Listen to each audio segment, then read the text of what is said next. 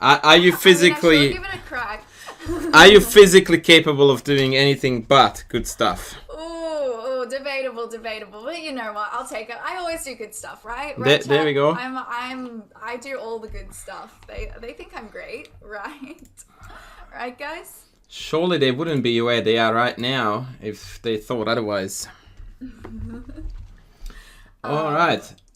Your crew is going to have visual mind want, and so my guys are going to hate me for this. But that's totally okay. Wait, why do I hear myself now? Oh, because my stream is talking to me. So, what I wanted to tell you, Hannah, is that because of your crew has got visual, I wanted to show you a book that we are going to use today for most of our action, which looks like this. And this is this book? Oh, there you go. You got me. So I got this one for Christmas. I haven't started reading it yet. But... Now, I have to tell you one thing. But if you have it, then I will sort of do other things as well. One thing I wanted to tell you about that particular book, which is Hellsten's Mastering Chess Strategy, is that it's quite a difficult book. And my number one view on why this is a difficult book is because the topics are a little bit heavy in that he didn't really separate the book into many little chapters, but in fact it's only a very few chapters of very overarching ideas, and so he shoved a lot of things under the same umbrella, and it makes, in my opinion, the learning experience a little bit more challenging than it would necessarily need to be. But if you got that book for Chrissy, that's definitely a rock solid start. It's a difficult book. Yeah, I haven't gotten into it yet. Have you got his first book, which is the Mastering Chess Strategy Openings, whatever that one is called? Have you got that one? Yeah. Yes. So that one, in my opinion, is a lot easier read. Okay, yeah. I had like a quick flip through both of them. Oh, yeah?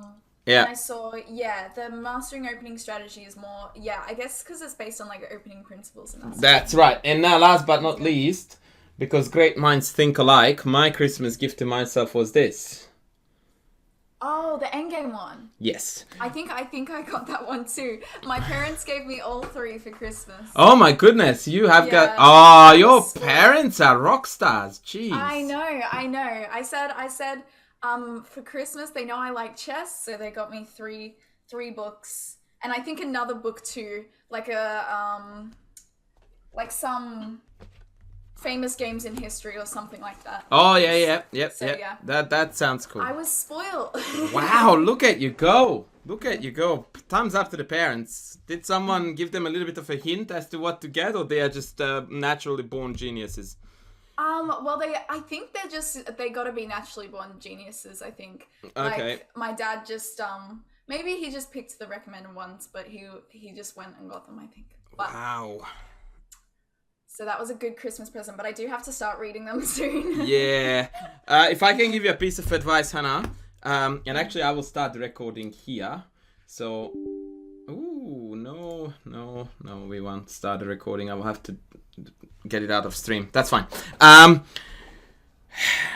Allow it a lot of time is basically my best piece of advice. So if you think that you are going to get through this book in let's say 3 months, then allow it 6 months. If you think it's going to take you 6 months, allow it a year.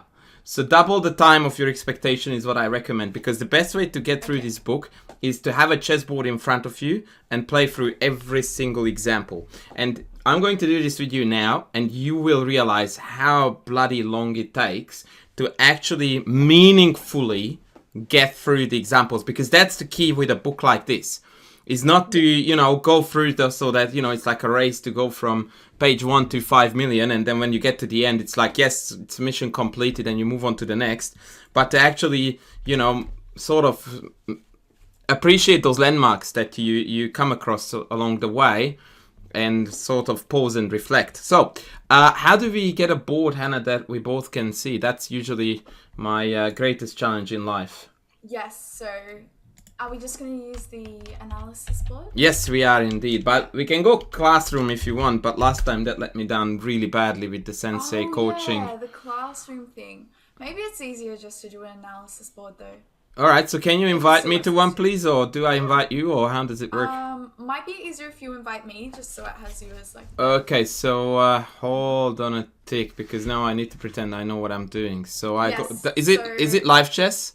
Yes, you go into live chess and then you do challenge, and then you like click on where it lets you choose what type of. Oh, it's game you custom challenge. challenge, is it? And then Yes. and So then it's like the and an one that has analysis board. pure Oh chess. my god! Oh, and Yes. wow, man! And it already has your name saved up. It pops up. Easy. Oh, El Campione! Look at me go! Wowzers! Okay, so I have apparently invited you. Have you received that? Yes, I see it. Okay, so we are going to kick off with Kasparov Belyavsky. A brilliant game. Oh no! Oh no. Oh no. This is actually, whilst we are at it, this is a problem with this book that I actually dislike. And that is that the vast majority of his examples don't start from scratch. So he starts from a diagram position. And I don't like that, because people want to know and understand how those situations occurred. So what I'm going to do now, and it's sorry for taking so long, No, that's okay. is to actually bring up the full game. Yeah. If I can find the damn thing, that is. Excuse my French. Because I think it's quite relevant that we do it that way. Yeah. Because, yeah, and luckily for you, I am a semi-genius and I found it. What it also allows me to do, which I didn't want to admit openly, but I'm now doing it now, is that I get to copy the PGN in. Instead of having to set up the whole board. Speaking of the devil, where do I copy the PGN? Set position, PGN. Oh my god, I have turned myself into a chess.com rock star. Okay, are we ready to rock and roll? I mean, is that something that you're proud of, though? Is that something that you're proud of or ashamed of? Look, I do not want to reopen terribly aching wounds and all that. Look, in the end of the day, I'm really a peaceful guy and a conflict avoider. So let's just go with, I'm proud of it. I am fully functional on a different platform. Okay, so I'm going to add, Hannah, my own spiel to this so that you are going to get a little bit more out of it than what the book tells you. Partly because we are starting from scratch. Do you know this opening by any chance? I don't play d4 as white, generally, so... Okay, so this is actually a bit of a weird story because normally after c4, c5, d5, e6, do you know what this is? The board doesn't let me play moves. That's a little bit upsetting me. Looks like a Benoni with a... That's exactly right. I don't know why I can't move the B knight. That's amazing. So this is a Benoni, and the B knight's... Wow. The left of my board is frozen. That's surreal. This is a Benoni. So, fun, yeah. What's happening here is that black is trying to still go into a Benoni, but here we are going to have a problem with said Benoni idea. And that is that white is going to refrain from playing c4, which, by the way, I'm drawing an arrow for, but you can't see that. And instead, we play knight c3. Now, the first question that I would like to ask from you is that why do you think it could be, positionally speaking, a clever idea to refrain from playing c4? Thank you, Sam, for the sub. Free sub again. Okay. So, actually, to make your life a little bit easier, I'm going to show you the strategy that usually the respective sides play out. So they play e6, e4, and then take, and then normally in the Benoni, we would take back with the c pawn. But here we totally refrain from that at the expense of just quickly developing and not having anything on c4. So how will we be able to benefit from that? I guess that means that we can bring our bishop in maybe this way. That's one of the things that the bishop can come out, but there is a particular square on the board where we would like to land a knight.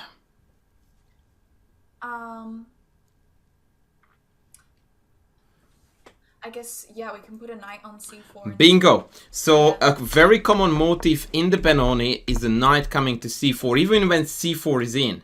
But now white just goes like, stuff it. I just want to accelerate development, and I want that knight ASAP there. And that is the reason, by the way, why in the Benoni you will find white playing in similar situations this very strange looking knight d2. Now, why do you think that, positionally speaking, knight d2 may be more accurate than e4? Because knight d2 is going to be followed by e4, so what's the story?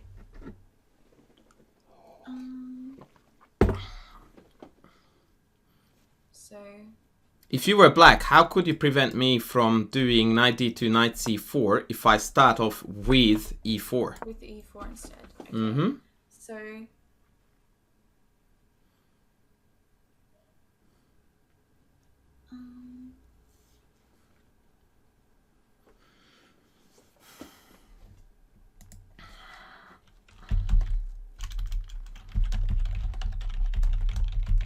They could start pushing their queenside pawns, maybe? Yep, but there is a far more direct way to physically, well, not quite physically, but almost physically prevent this.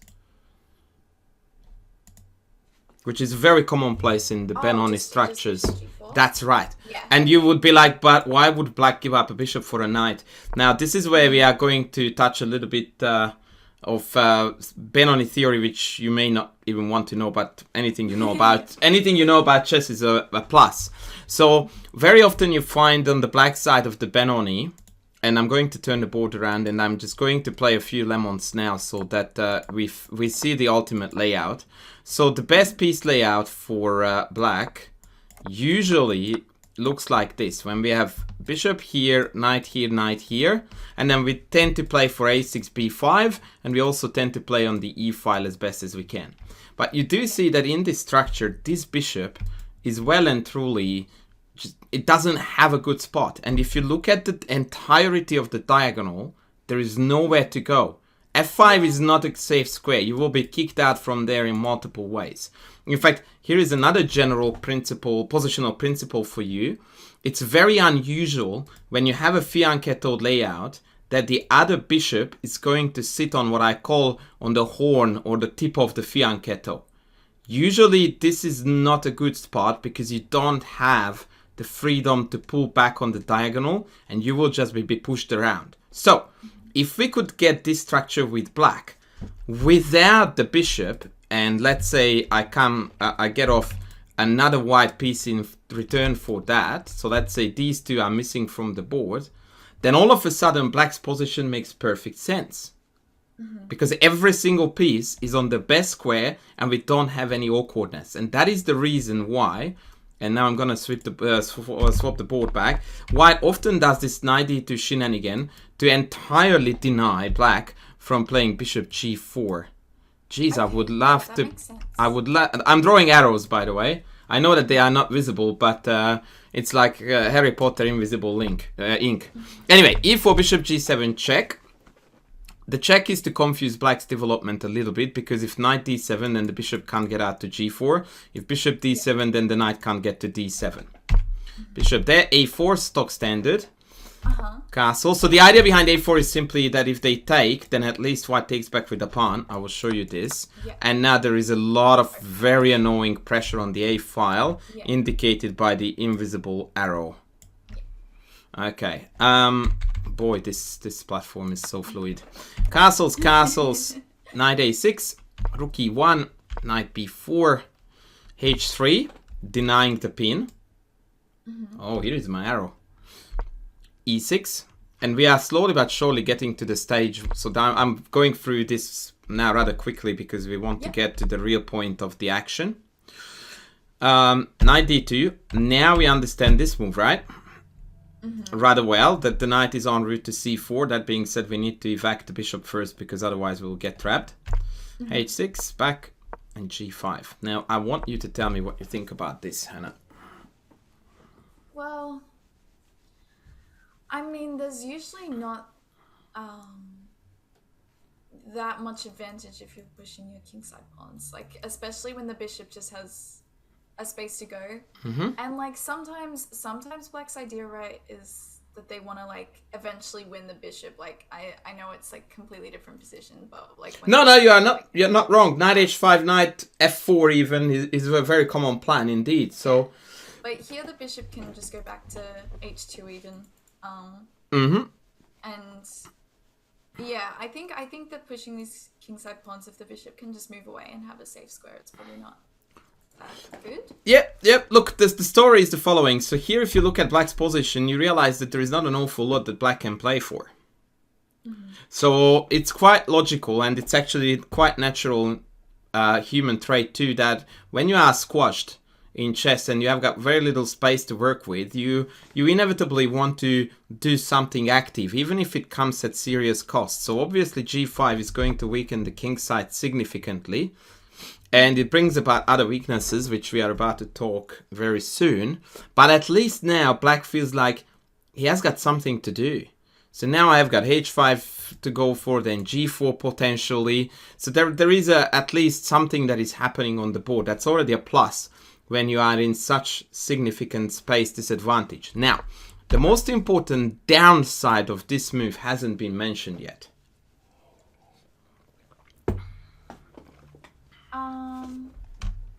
Okay. And that is the positional business here. For me, like, I feel like pushing this immediately, I would have ideas of eventually putting a knight on f5 one day. Aha! Yeah, it just looks like this all just looks super weak. Very, very good. So the idea, Hannah, is that anytime you see two pawns coming out like this, when there is an empty file between them, that always, by definition and by default, creates a weak square. Yeah. And you are extremely reluctant to do this unless there is either a tactical way to prove this correct, or there is just simply no way for your opponent to exploit the weak square. But even then, the structure is lame, because from here on out, anytime you play f5, after the capture, white will have a marvelous outpost on e4 as well. Yeah. And these type of impulsive pushes, by the way, are also applicable to endgames. In fact, all the more so, because this pawn structure in an endgame would be really, really bad, because now the pawns have become what I like to call rigid, which means that when you are pushing them forward, when they get captured, you can't take back on them with the pawns, thus keeping connected pawns. So now when you play f5 and I take, the pawn islands will be broken apart, and what is now one pawn island, in the absence of the e and f pawns, will become two. And the theory is that the more pawn islands you have, the worse your position is. Okay, let's move on. Bishop g3, g4. By the way, is there a way that we can make the moves disappear? Not that I would assume that you are looking at them, but... the moves... On the side, yes. I mean, for me, I don't mind them if they are there, but for you, you probably would want to make them... yeah. You just turn lines off. So, like, there's, like, a toggle thing. Oh, okay. Turn lines off. Cool. I'm pretty sure that mine is off, but that still shows the main moves. Anyway, you will just not look. Okay, so g4 was played. Do we take or do we not take?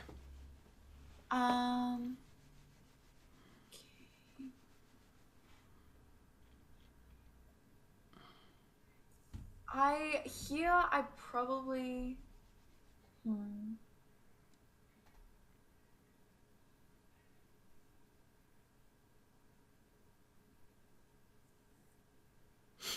I think I probably would take, because otherwise they're going to take me, and then it's just going to be, it's just going to be annoying. We're going to lose a pawn, we're going to have really, it's just going to be... How do you see, Hannah, the possibility of pushing past? If we push past, maybe black's got ideas of... I guess the f5 push still isn't really that likely. That is a possibility, but there is something that... thank you for the follow, bro. That I actually showed you already that is even more annoying than that. Although these two plans, f5 and the one I'm talking about, they actually are perfectly combinable. Okay.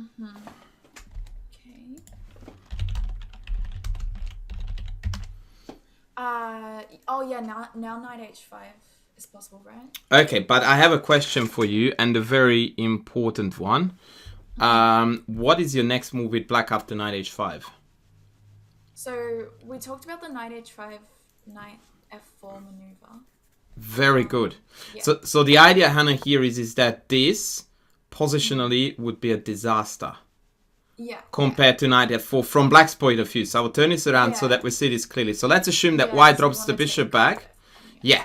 And then white is ready to play knight here. Now, if we were to take after gf, many would look upon this as, oh, now the white pawn structure is damaged. The truth is that now the king has got an absolutely awesome shelter that black can't take.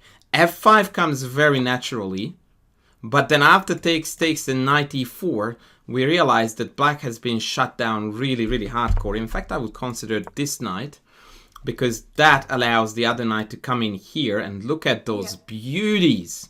c3, knight c4, bishop d3, and white is just killing it on the white squares.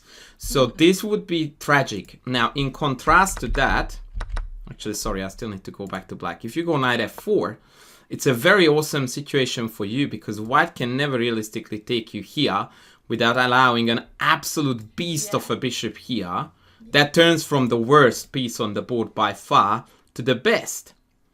And so essentially here, you have got this awkward, from white's point of view, that is awkward correlation between these two pieces when your knight is still actively looking to do damage wherever, whereas this bishop is just a bystander that can never take. Yeah. So this is superb. Okay, so h4 is out of the question, and you are correct that we need to take. Take back, what do we do now? Okay. So I guess here probably the first move I would think about is going bishop e2. Okay. I don't dislike that. I like it, yeah. What do you expect black would do against that, though? Maybe they would push this. Can't we just take that? And then g4 is hanging? Never mind. Bishop e2. Probably just knight back to f6. In that case, I would definitely label your actions as a tremendous success. Instinctively, you always want to go forward, and for your opponents too. So maybe even h5. Yeah, h5 is on the cards. My number one idea as black would be queen g5, yeah? Oh, because we want to turn on the aggro on the king side with black. So bringing all the boys to that side of the board makes a lot of sense. Okay. Yeah? Okay, so that's bishop e2. That's not to say that bishop e2 is bad. Let's see if we have an alternative to that which would accomplish similar things. I mean, a simple move, maybe just f3. That's right, and you see the large difference already, that after this black doesn't have a choice. Yeah. They have to go back home to f6, which is good news because now we even shut down f5 real hardcore. But on the flip side of the coin, every pawn move has negative consequences. Now this looks like a problem. How do we handle that?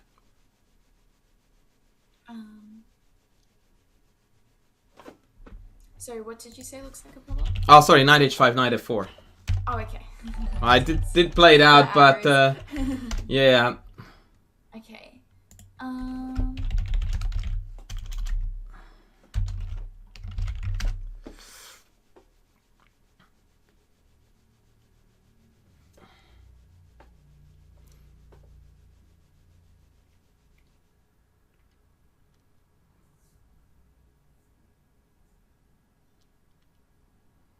I mean, I would consider knight e2, but that's probably maybe passive.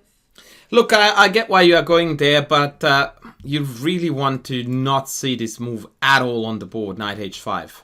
Like, we are just like, oh no, this is not something that we want to put up with. Okay.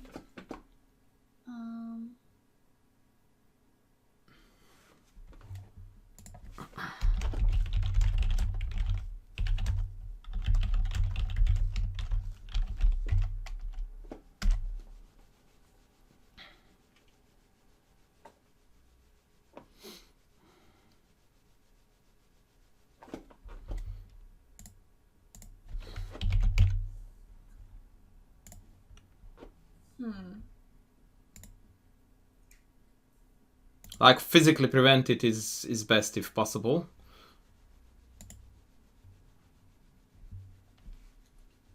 Okay, so physically prevent it. We could maybe pin it. That's it, dude. H3. Bishop h4, and now the pin is real. And is very, very annoying for black, because there is no good way to get out of it. The only way to move out of the pin would be towards the queen side, and we have already established that black wants to stir the pot on the king side, right? Yeah, yeah. And that makes this whole entire situation quite awkward for black, who in this position played king h8.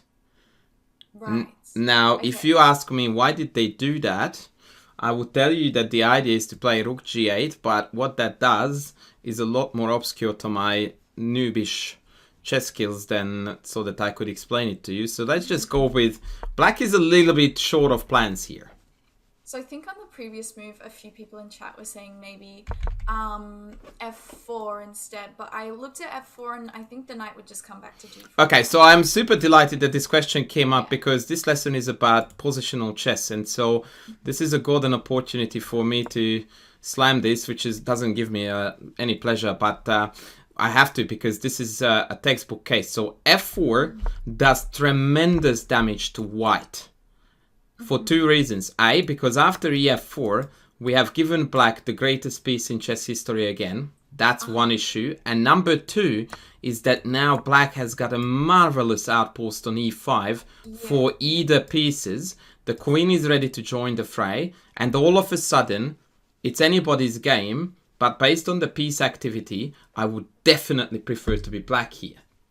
Yeah, so we want to keep the dark square bishop closed off as long as we Precisely. can. And we don't want to give him any outposts. Very much so. This is the typical impulsive move that you would find an awful lot being played on the 1400 up to 1800 level.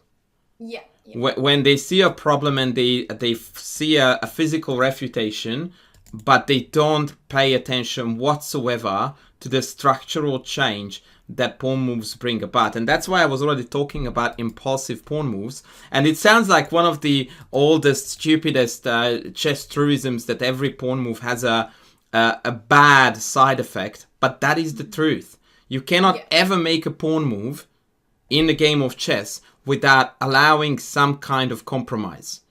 So that needs to be taken into consideration, especially with moves like f4. So now bishop h4 was perfect. And this is, Hannah, the story where now we really need to start focusing on the weak squares and their exploitation. Okay. So you mentioned to me earlier f5.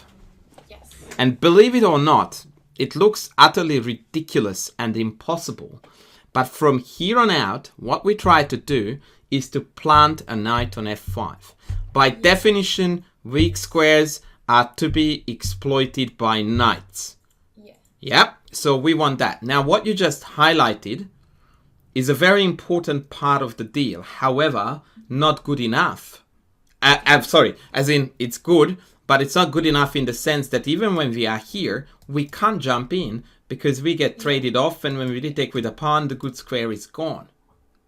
So how would you complete this plan? And I need to tell you, obviously by now you figured that you need to operate with both knights. Yes. So what you want to do is a piece layout where both knights are covering f5. How can we accomplish that in the least amount of moves? Okay.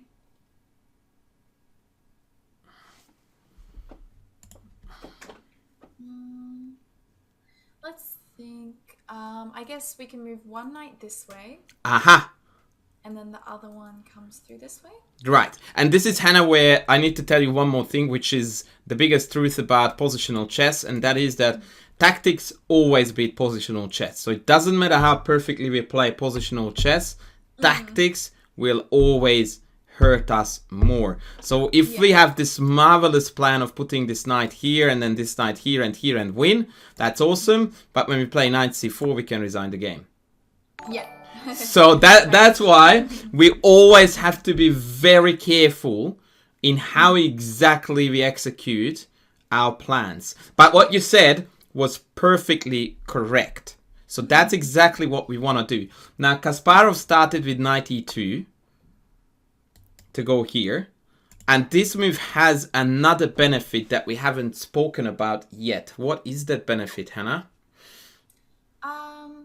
I guess it gives us the chance to push our c pawn. Exactly, and that is going to mean that after c3, this knight goes back to a6, and then a6 is physically impossible. Rook g8, c3, on your bike, as we like to say to the knight.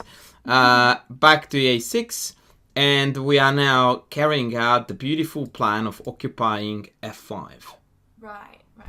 They played queen f8 to finally get out of this stupid pin. Mind you, notice how they are just late to the party because knight h5 is no longer doable. Yeah. Now, Kasparov opted here to reroute the knight on d2, as per indicated by you, to e3. He chose to do it via f1. I guess, I'm not 100% certain, that he didn't even want to allow the trade of this bishop. Yeah, I guess that makes sense. Frankly, I don't necessarily see that as a problem, but perhaps he wanted to preserve the bishop for later actions, hence this move order. Yeah. And by the way, what I really like about this game and why I find this an insanely instructive example is because if we go back just here, so this is when f5 has been given up as a weakness. If you look at this position now, as you played as white, do you think you would have the vision to have a knight on f5 and actively play for it?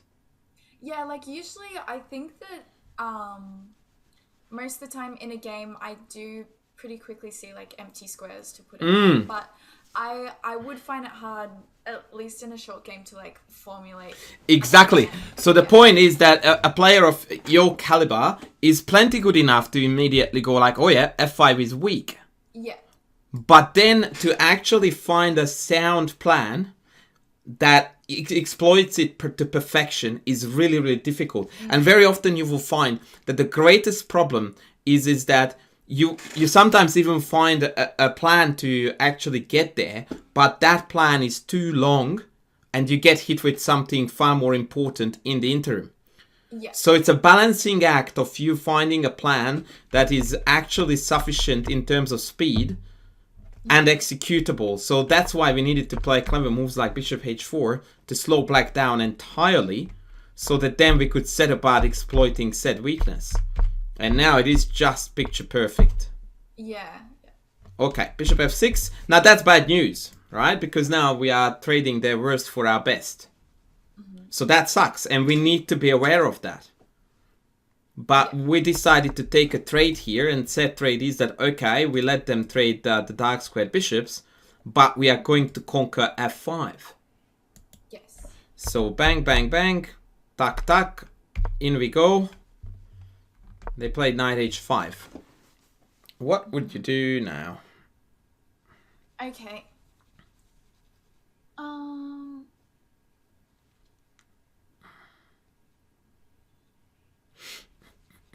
Okay. So he probably wants to put his knight on f4 still.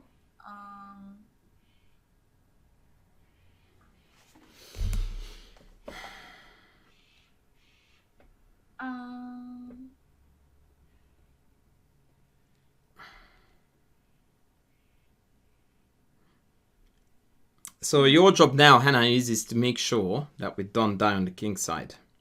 Yeah.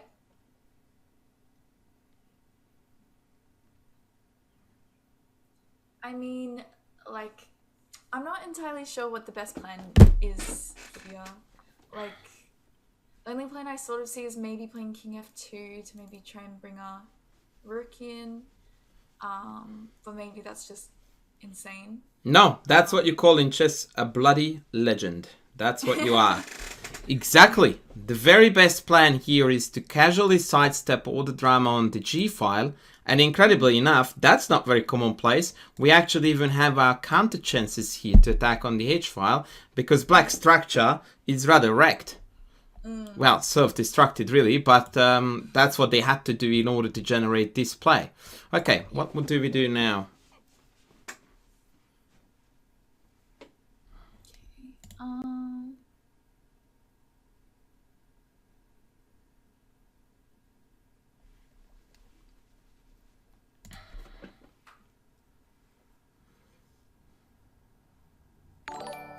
So we can't play rook h1 straight away, because then they can probably... Yeah, they can probably take our knight. And then we lose here. Now, I love that piece of calculation, Hannah. And again, this is the textbook, and I can't stress it enough. It doesn't matter how well you play positionally. If your calculation is not on point, it's gonna be worth nothing. And rook h1 is beautiful of an example to show how important that is. Because after bishop f5, you have to take back with the pawn on f5. And about 97% of our accomplishments have gone out in the window. And in fact, after queen g7 or whatever else there, we are struggling. So beautifully spotted. I'm very impressed. So now you realize that this is actually a threat because g2 is under fire. So, I guess there's a couple of ways we probably could think about defending the g-pawn. So we could play rook g1. We could play g3 maybe. Okay, pick your favorite between those two. But explain why you pick what you pick. Okay.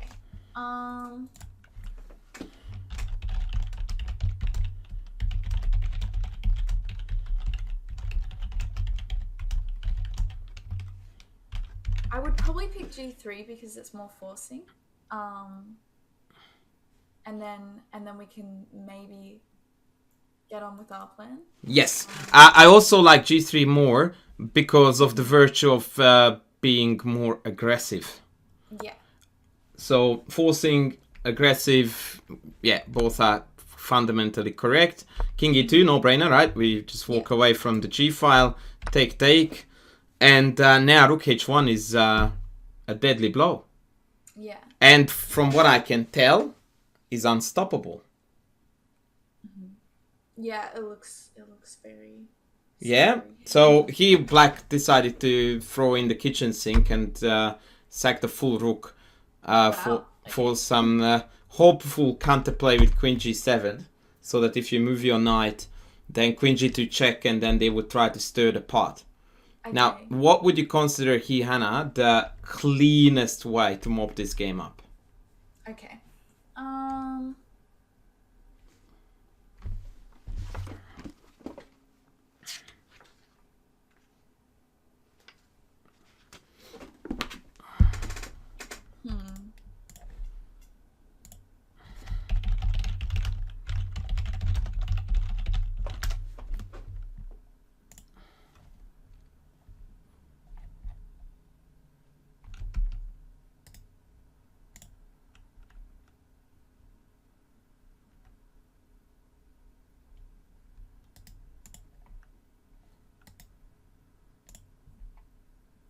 I mean, okay, I'm considering two moves at the moment. Mm-hmm. I'm trying to see if maybe we can like sack the exchange back and then play something like queen h2 and double up and then something like that. Right.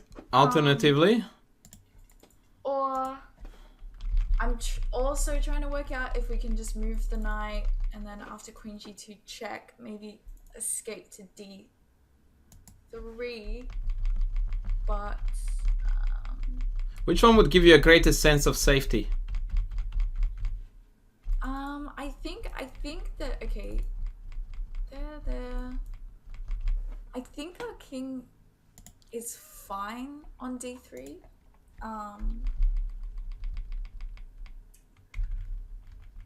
And then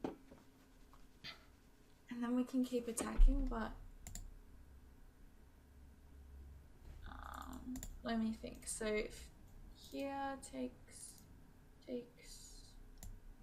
rook g8 probably. Yeah, maybe there's I think I probably maybe just end up playing knight f5. Okay, so my piece of advice here, Hannah, for you is the following. We are a rook up, yeah?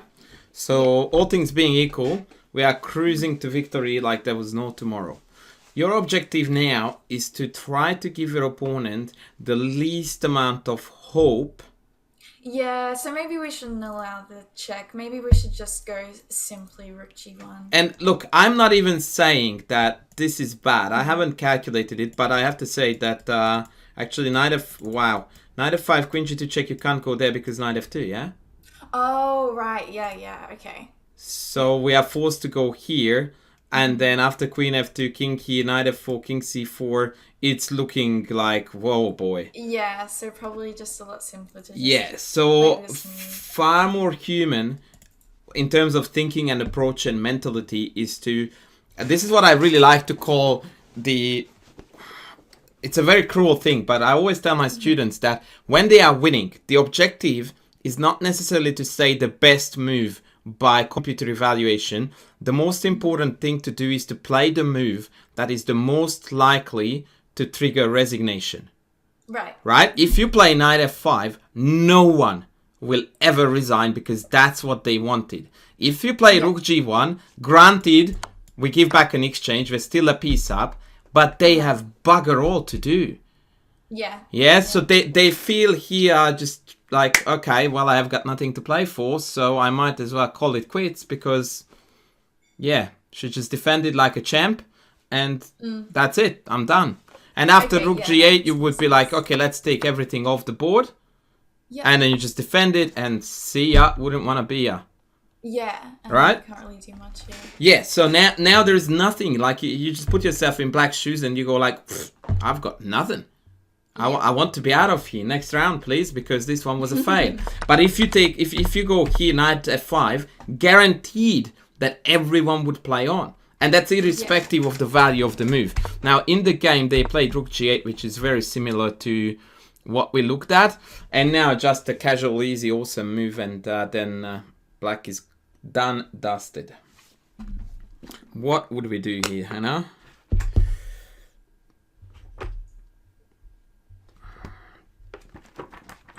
Okay.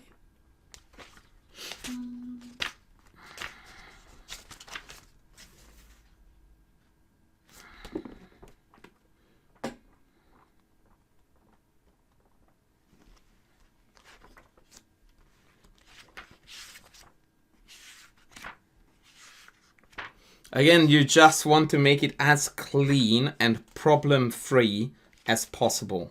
Yeah. Okay. So,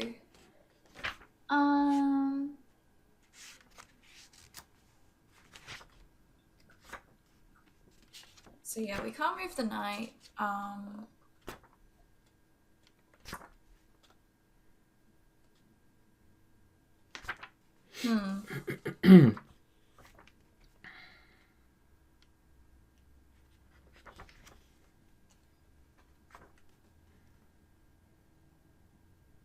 Perhaps queen d2 if takes is mate, but... Well, queen takes is not really on the cards because rook takes back, yeah? Yeah, true. But what you're saying is fundamentally correct. You just need to leave the queen so that when they take on g1, the rook takes back, and so g3 is no longer hanging because they have the queen in the front. Yeah. And this is again where my mantra comes in that... wow, I can't play rook g1. Can you play that for me, please? Oh, there we go. Thank you. So if I go knight c7 here, what would you do for white? Knight c7.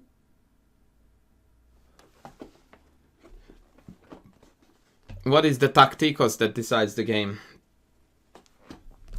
Okay. Because I really still want to play this. Of course. And if queen g1? Yeah, if queen g1, queen takes h6. That's right. So this is another very typical case, Hannah, that even the greatest positional masterpiece, 9 times out of 10, ends on a tactic. Yeah. No joke. Like, that's just how these things work. Right. That was really, really cool. That was really cool. And you did superbly well. So now I'm going to push the limits a little bit further. And I'm going to show you something harder. But also, wait a second. How do we get just a starting position up? Do you know how to do that? Get a starting position. Wait, I've got it. I've got it. Oh, okay. I've cool. got it. Okay. We have a slight problem here, and that is again that the game starts from a position, and I'm too lazy to set it up. So Someone had a question about the last game. Oh, shush! I'm sorry, I'm being so bad. Let's go back. No, it's okay. I only just saw it like just now after you cleared the board. So. All right, so okay. let's do the blindfold coaching. Love that one. Go on.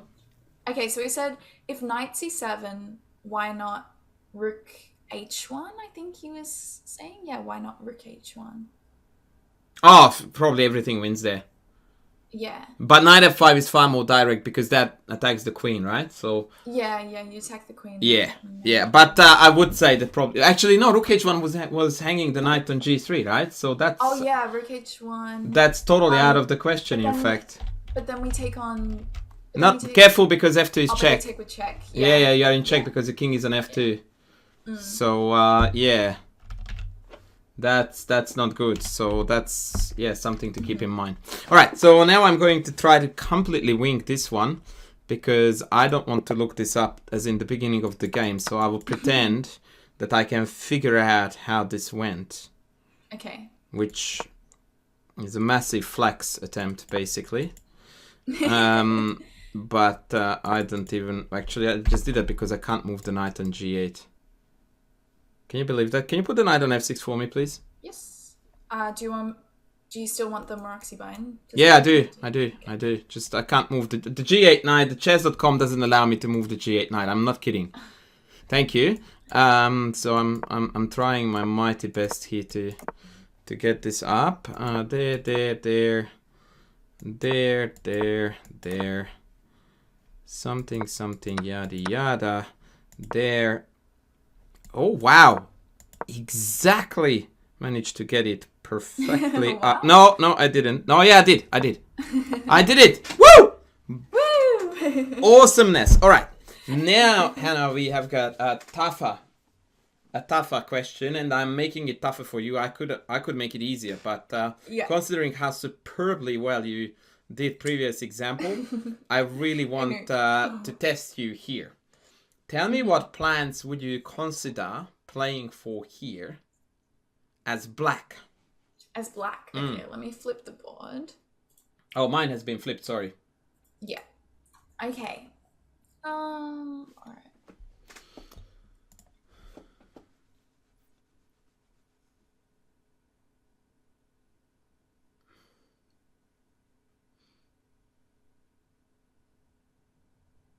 Okay, so maybe some things I would think about is probably if I can trade off black's dark square bishop,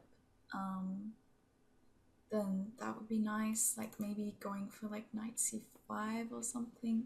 But he probably won't take. Okay. What you said about the dark squared bishop was music to my ears, by the way. Just because, like, this diagonal here, I can see straight away is really weak for white.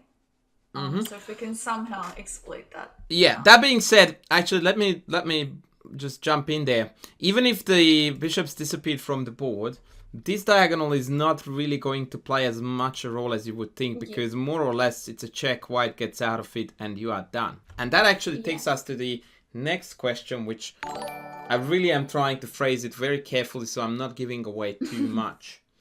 How could we, Hannah, change this structure so that upon that change, the dark squared bishop's trade would definitely benefit black even more than now? Okay. That was definitely the stupidest way to ask this question.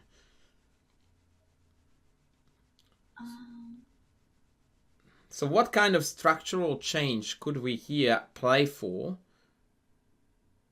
that would make the absence of the dark squared bishops even more beneficial to us? Okay.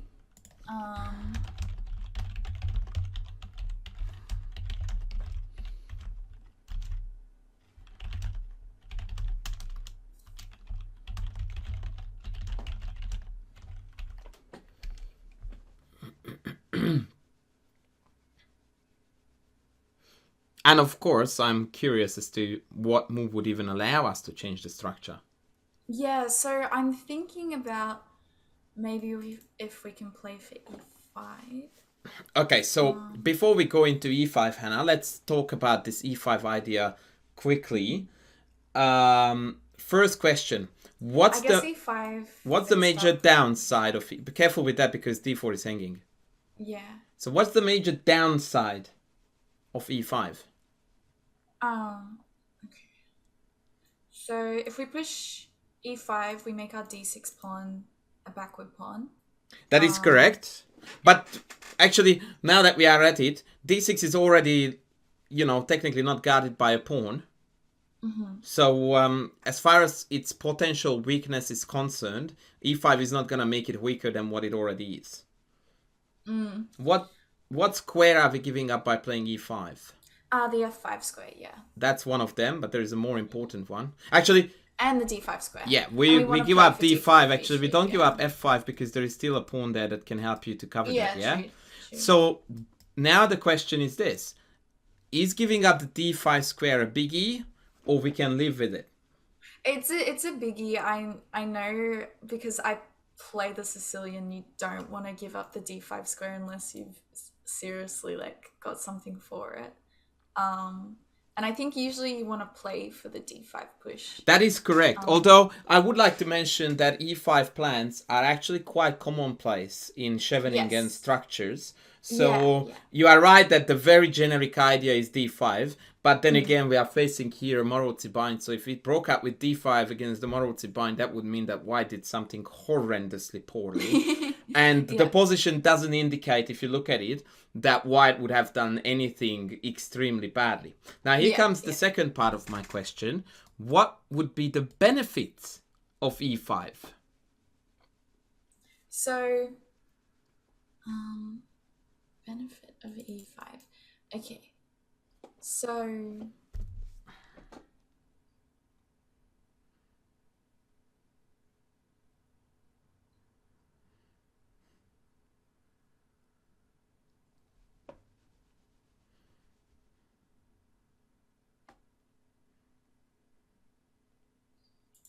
Sorry, it's taking me a while. Oh, good, take your time. Think about this. My mum is trying to call me, so at least I get to talk to her now. Yeah. In that half a minute. It's a hard... I told you I'm going to make it hard for you.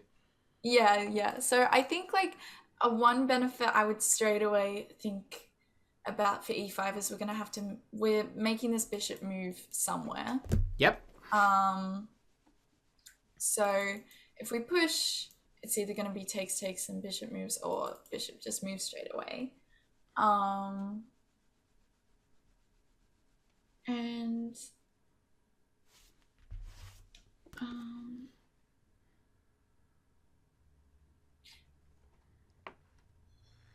but the thing is, I'm not entirely sure. So say I'm just thinking about something.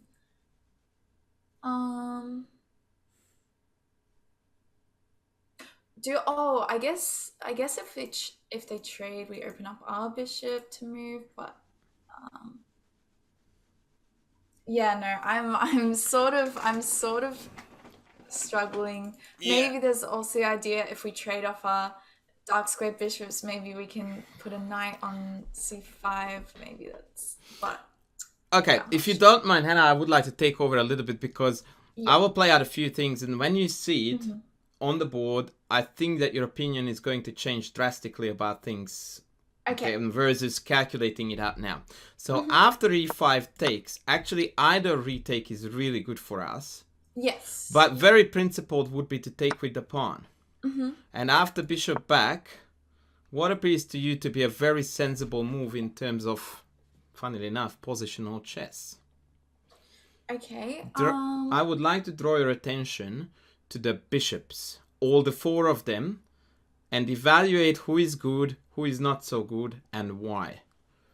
Okay. So black's dark square bishop looks good at the moment. Yeah. It's seeing a lot. Yeah. Whereas white's light square bishop is stuck behind two pawns, so it looks not very good. Yeah, I mean, let's not muck around. The f3 bishop is just an absolute disaster It's fest, terrible, right? yeah. Goody. And I guess that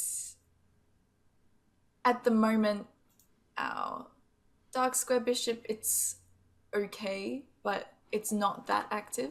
Okay, so based on all this, what would be your move here? So yeah, I guess just bishop c5. Bingo. So the idea, Hannah, here is that if you do your comparison like for like, you will come to the conclusion that it's always a good idea to establish which is your good bishop and which is your bad. It's extremely rare that the bishops are of same value. And since there is a lot of rigid stuff on the board, we can safely say that, as we said, this is disastrous. This is really good. Right? This bishop is responsible for covering a lot of potentially very weak dark squares. Now, the quality of bishops is always... The quality of bishops is always relative to your pawn structure.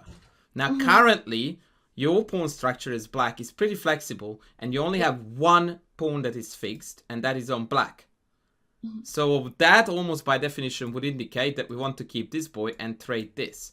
And the idea here, of course, is that we want to eliminate this guy because this is the guy that is responsible for guarding all these juicy squares, which now you have got free reign over. In strong contrast, remember that when we started off with e5 and evaluating it, you were very worried about the d5 square. Now, once we play this sequence out, it's crystal clear that d5 is covered by the bishop. Their weak squares are not covered by their bishop. Impossible to do so. So the final trade that will make this position absolutely awesome for you as black is this. When this is nothing but a fat pawn. And your knight is just a champ. Now we play a5, denying b4. And now you have got myriads of different plans.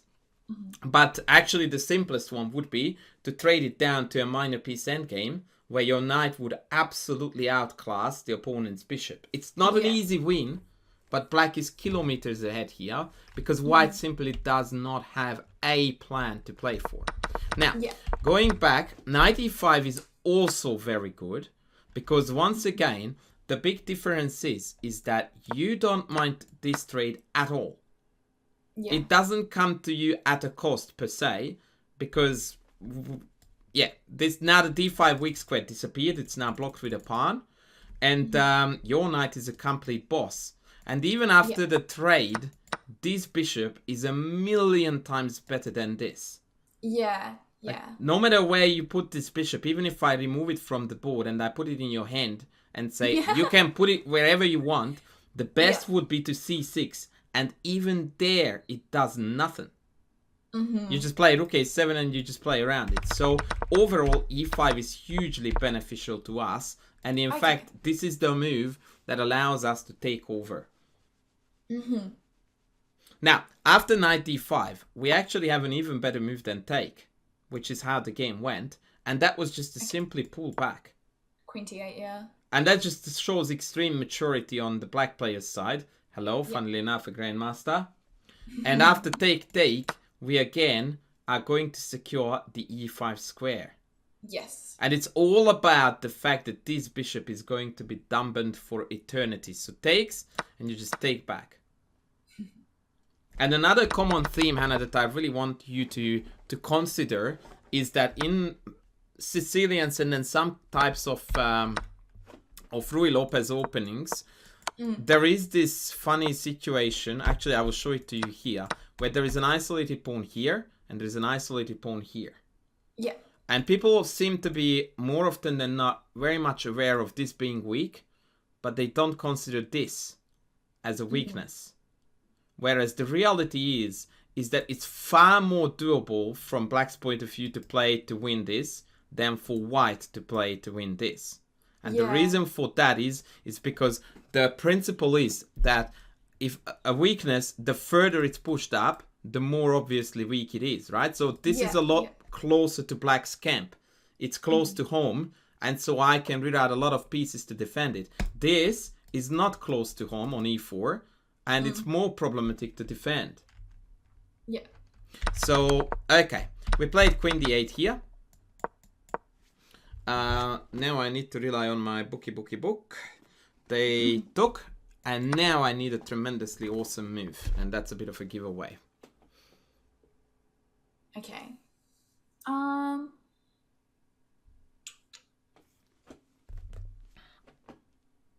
So in this position, I mean, I'd consider this. I guess bishop maybe just comes back.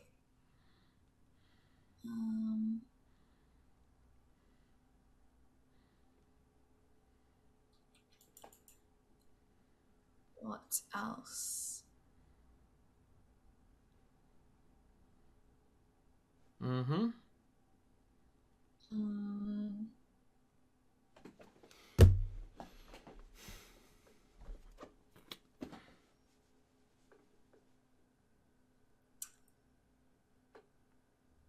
Apart from taking back on e5, do we have any other option? I'm trying to see. Okay, so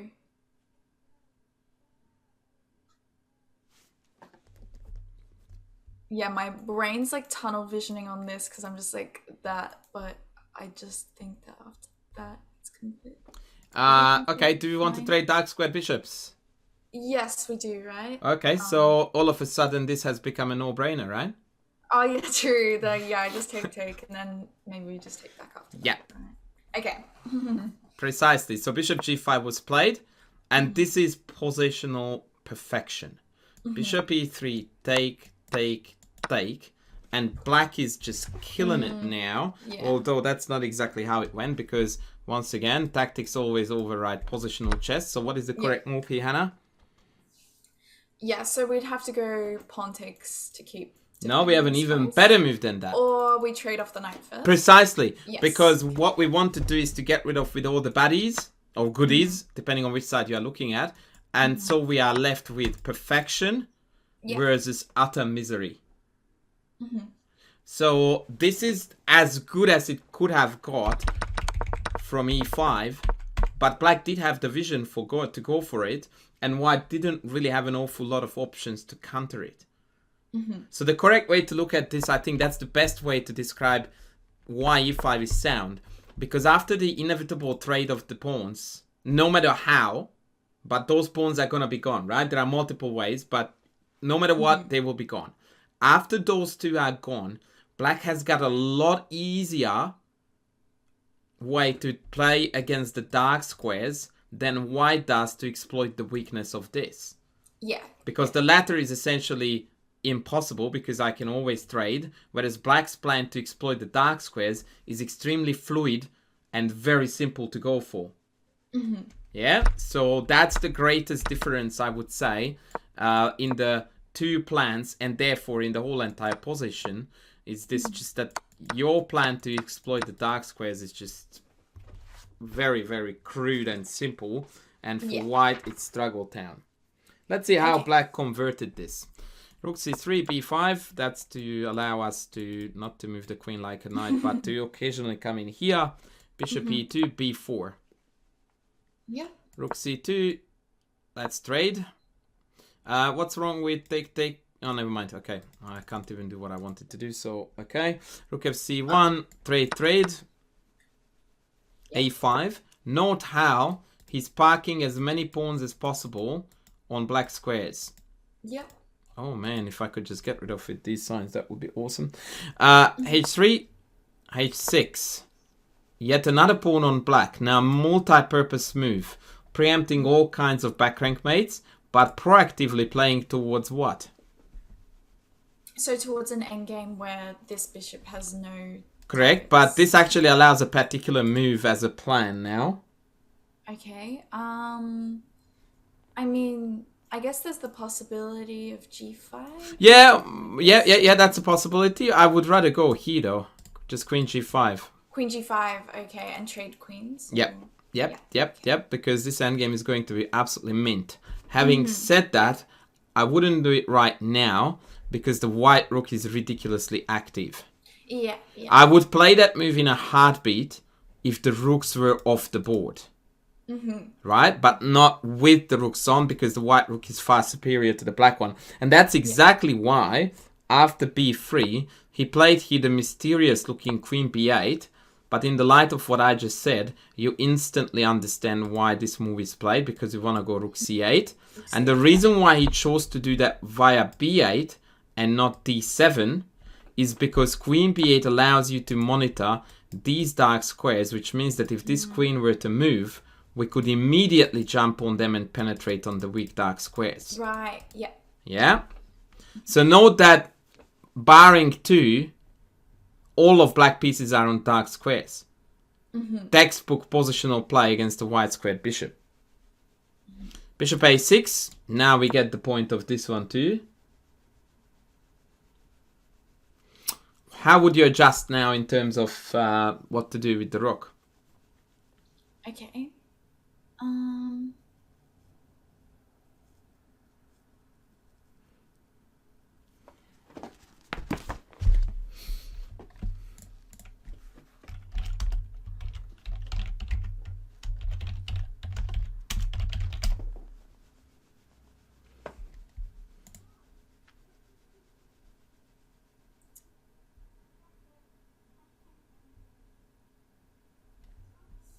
I mean, we could, like, maybe, I don't know if this is dumb, but we can have an idea of, like, bringing the rook around that way to trade it, but maybe that's just way too slow. I can't see a way to easily kick the bishop out from here. Nah, you can't. So now we need to adjust a little bit and potentially find a new way to activate the rook and find a new target. Yeah.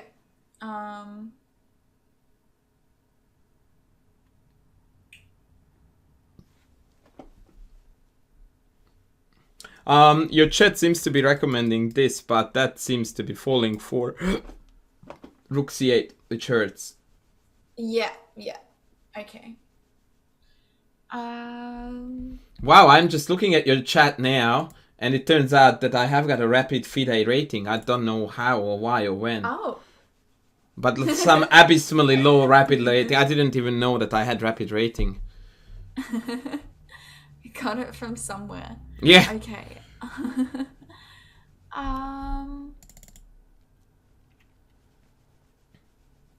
I need to tell you one more thing. When you come to a little bit of a standstill in a position where you are clearly better, right? Like, no doubt.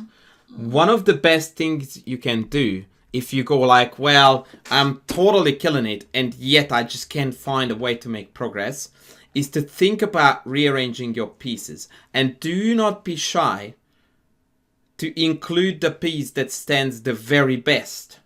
Because you might find that your very best piece is actually in a way of a really cool plan. Oh, so, maybe something like this. So knight this way and then rook e8. Bingo. Yeah, that looks good. Legendario. But we are going to start with rook e8. Yeah. Right? So always leave the passive part, the going backwards part, when everybody else is perfectly placed. Yeah, okay. Yeah, so that it still has a bit of an oomph. So rook e8 was played, king g2 was played, and as per indicated by you, awesome, knight d7, and now the knight goes to c5. Yeah.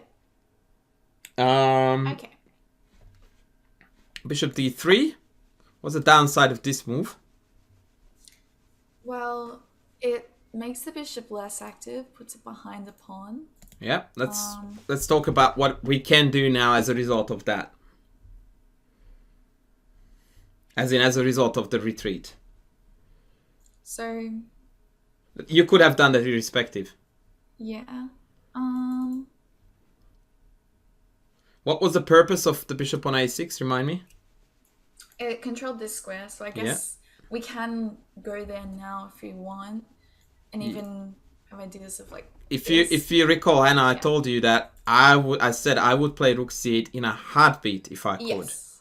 Okay. Because in terms of quality, the only piece where white stands his ground against us is the quality of the rook. Your queen may appear to be passive, but you can bring it up to any good square, b6, a7, b6 in particular, to trade off and go to the desired minor piece ending. So queens are at least on par, but with the rook, white stands really well. So you go like, nay, give me that rook. Give me the rook, because this is also going to allow you a new penetration square on c3 with your queen. So we trade. They went for the trade.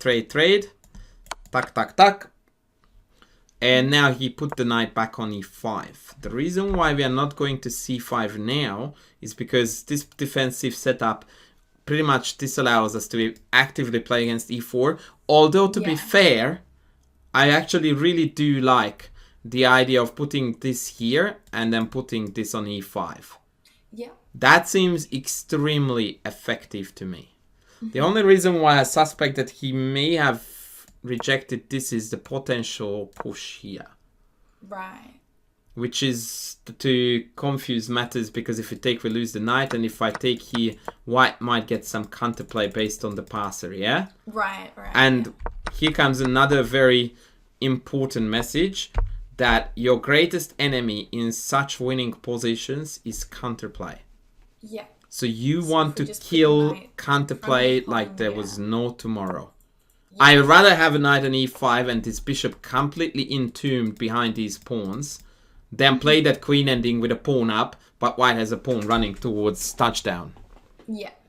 Bishop e2, and now again a beautiful positional concept. You want to secure as many pawns on white as possible. So now he came to play g5, which was your idea earlier on, and this also secures another outpost. That looks nice. Yeah. This is the ultimate textbook good knight bad bishop. Queen c1, knight g6, en route to f4, bishop f1, queen b6. No hurry to get in. First, let's optimize the placement of the queen as well. Queen d2, and surprisingly, he actually went in here via h4, not f4. Okay. And the reason for that, of course, is that now king h2 is oopsie daisies. And in fact, knight f3, even if I go to h1, can become a very annoying mate threat. Okay. Yeah. They went therefore to g3. We penetrated on g1. Note the beautiful dark square usage. Bishop g2, only legal move. Queen a1. Now that's what I would label as a grandmaster move. Yeah. There is so much going on here. A lot of people would be obsessing, absolutely obsessing about that. And then he goes like, well, you know what, buddy? Try to play a useful move here for white. And all of a sudden, white is like, oh, shoot. Now, a2 is under attack. Queen e5 check is always incoming. The bishop has essentially no meaningful moves whatsoever. So what is exactly white going to do here? And this is the ultimate lesson that so many players find very difficult to follow. And that is to do not to rush an endgame. Do not rush. Enjoy the moment. Enjoy the fact that they just can't do a single thing. Note that it's very important that by playing queen a1, he actually again denied the only active plan white could have. Yeah. Alright? The poor bugger here played bishop f3. Okay. And now we have got an instant win, which again brings about my axiom that every single positional masterpiece still ends on a tactical idea. Yeah, it looks like, okay, queen e4, queen h2, right? And if king goes to then e3. So, queen there, king there, queen there, e3, 3. Then we just take the queen, and then we take the bishop. Yes. Right? Yeah. That's perfectly correct. I reckon, by the way, that the reason why they played bishop f3 here is because queen c3 check with the trade Yeah, of the... yeah, because I thought I instantly, like, when I looked at queen a1, I thought queen c3 check looks... Yeah, quite... so, like, white is so hard-pressed to find a meaningful move. I mean, what do? If I play queen f2 to retain the control of this, this is mate. Oh, yikes, yeah. Yeah, that's actually a beautiful demonstration of the piece activity versus the overgrown pawns. So, yeah, this is just marvelous. This is just marvelous. So yeah, that was a really, really awesome positional masterclass. By the way, played by the author of the book. You will see that was a Helston game. Oh, cool. Yeah, and all this, if you recall, came from the idea, or rather even the correct evaluation of e5. b5, yeah. This was the move that set everything in motion.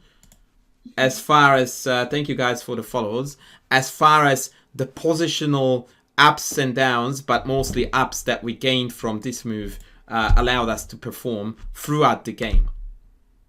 Everything that happened for us that was positive on the dark squares was a direct result of playing e5, allowing us to trade the bishop, trade these two pawns as per seen, and just take it from there. Okay. This was just masterful. Now, I did have one more game lined up for us, Hannah, but unfortunately time got the better of us. So I will let you enjoy your beautiful viewers and their company, and I will probably continue streaming myself for another hour or so, but I have got lessons still lined up. Yeah. Well, so have a good one. Yeah, thank you. Thanks for this. If you don't mind, I'm going to chuck it up on YouTube. Of course, yeah. Just send me the link and I'll check it out. Sure. I mean, you know where to find me, and obviously you are a subscriber to my YouTube channel, wink wink, so I don't even need to send you links. It will just pop up on your feed. So on that note, thank you again, and I will just leave now the Zoom. Thanks. Yeah, thank you so much. That was really great. I feel like I have a lot to learn about positional chess. I think I've spent a lot of time on tactics, which is look, if I had known that you had this book, I would have geared the lesson a little bit differently. But nonetheless, like I said, this book is a challenge. I mean, let's face it, Hannah. We did 2 examples in an hour and 20. Yeah. And probably there are questions still in your mind that we didn't have time to go through, right? Yeah, so, I think it was mostly thorough though. So yeah, well, I tried my best, but yeah. So what I'm saying again is that this book is really tricky because it has got like 500 diagrams in it, and you should not go through faster than half an hour to an hour per diagram. So that means that you are set for this year in terms of what you are doing in terms of positional chess. At the very least, a year. So well, once that's again, good. That means I don't have to buy any more books until next Christmas, and then that's precisely yeah. Parents did a fantastic job at buying you Christmas gifts, so kudos to them again. Yeah. Alrighty, Hannah, thank you so much. I'm going to call it a day now, and I'm going to carry on with streaming. And have fun on your stream too. Bye. Cheerio, bye.